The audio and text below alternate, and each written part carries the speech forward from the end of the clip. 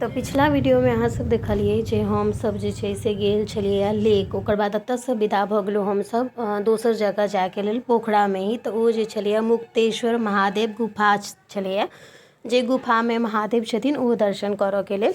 तो हमसब ओतऽ के लेल विदा भऽ गेलहुँ और ई छनि हुनकर ओत जगह के प्रवेश द्वार।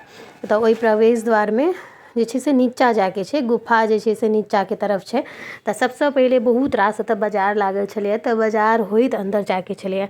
तो सामान सब बहुत देखलहुँ और हमसब सोचलहुँ कि जहन बाहर निकलऽ काल में सामान लेब, कियाकि गुफा के अंदर जाए पड़त और फिर कोको भी छै। तो 1 बाय 1 कऽ कनी सबके देखऽ पड़ै छै, तो बेसी बहिन लग रहै छै, बाकी हमरा सब लग रहलासँ जेना बच्चा जिद करऽ लागैए मम्मी लग जाए मम्मी लग जाए, तेनाही ओ हमर बहिनके देख कऽ करऽ लागै छै, ककरो लग बेसी काल ओ रहै नहि छै।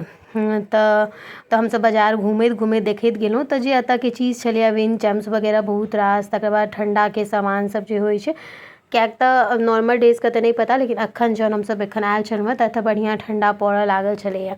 ओकर बादमे जे प्रवेश द्वार होइए गुफाके ओतऽ तक पहुँच गेलहुँ। ओकर बाद ओतऽ टिकट लेबऽके छलैए। तऽ ओहिठमन जे छै से अंश और गेला टिकट कटावला, और माँ और बहिन कोकोके लऽ कऽ ऊपरेमे रहि गेल, कियाकि अंदर लऽ कऽ नहीं जाके छलै कोकोके, बस एकर जतऽ गुफाके शुरू होइ छै अंदरमे ततऽ तक आनि सकै छी। तऽ टिकट लेलाके बादमे देखियौ ओतऽ लिखल छै टिकट द्वार, ओतऽ लेलाके बादमे ई सीढ़ीसँ हमरा सबके अंदर जाके छलैए। तऽ हमसब प्रवेश कऽ गेलहुँ। ओतऽ लिखल छलै जे कैमरा ऊपर नीचा अलाउड छै गुफा में, बस जे मंदिर छै ओतऽ नहीं अलाउड छै जतऽ मुक्तेश्वर महादेव छथिन। और एज एन क्रिएटर हम जे छै से नियमके पालन करै छी, पहिले पूछि लै छियै जतऽ कैमरा अलाउड छै कि नहीं, बादमे झंझट झमेलामे नहीं पड़ऽ दुआरे।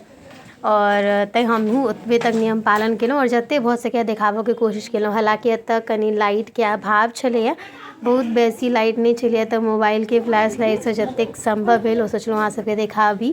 तऽ ई गुफा जे छलैए से अलगे टाइपके पूरा गुफा छलैए, जेना कोनो चीज पिघलैत रहै छै तही टाइपके एकर दृश्य छलैए।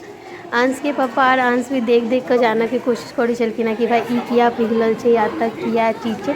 बहुत रास लोग एतऽके पत्थर चुनि कऽ पता नहीं ओकरा गेट कऽ की बनाबै छलखिन, हमरा समझमे नहीं आयल। और किएक तऽ हमरा सबके जल्दी जाके रहै ऊपर, तऽ हम ककरोसँ पूछिओ नहीं सकलहुँ। अहाँ सबमे सँ जतेक गोटे हमर वीडियो देखै छी ओहिमे से अगर केओ गेल छी पोखराके गुफामे मुक्तेश्वर नाथ महादेवके, तऽ हमरा ज़रूर बताएब जे मतलब की छै एतऽके गुफाके जे गेट बनबै छथिन ओकर पीछा कारण। पत्थरके गेटके जगह जगह लोक सब बनाबै छै से।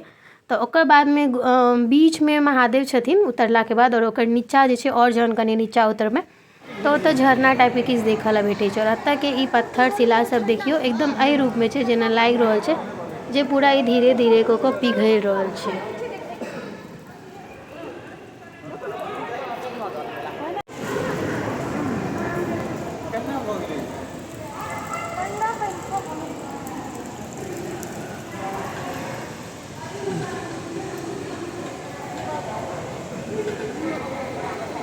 खूब नीकसँ दर्शन सब एतऽ मतलब देख लेलहुँ। और देखलाके बादमे पहिले महादेवके दर्शन ऊपर भऽ गेल छलै, तऽ जेना कहने रही कैमरामे नहीं लेलहुँ। और ई छोट छोट अलग एतऽ शिव पार्वतीके सेहो लागल छलैए। तऽ ओकर बादमे हमसब एहि सीढ़ीसँ और नीचा जाके रहै। नीचामे जे छै से अहाँके नीचासँ एकटा दूर वाटरफॉल दिखाई दै छै, जे 2 गो पहाड़के बीचमे सँ वाटरफॉल गिरै छै। तऽ सब ओतहु प्रणाम करै छलैए, पता नहीं जे छै। आ देखियौ एहिठमन ई जगह छै। तऽ बहुत नीचा छलैए, डर तऽ होइते छलैए और पूरा पानि छलैए, कियाकि हम कहबे केलहुँ जे जेना लागि रहल छै पहाड़ पिघलि रहल छै और पहाड़के अंदर ही गुफा छै तऽ पिघलैत रूपमे।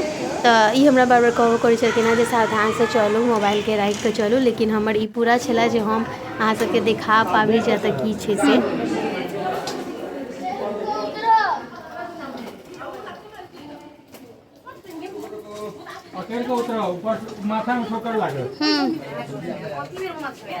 अंदर से बहुत गर्मी लागल छलै गुफाके अंदर से, तो हमहूँ अपन स्वेटर ट्वेटर खोलि कऽ कोकोके लऽ कऽ बैसि गेलहुँ एतऽ। और बाहरेमे तकर बाद चाय पी कऽ एतऽसँ विदा भऽ गेलहुँ अगला डेस्टिनेशनके लेल, जे अगला वीडियोमे देखायब।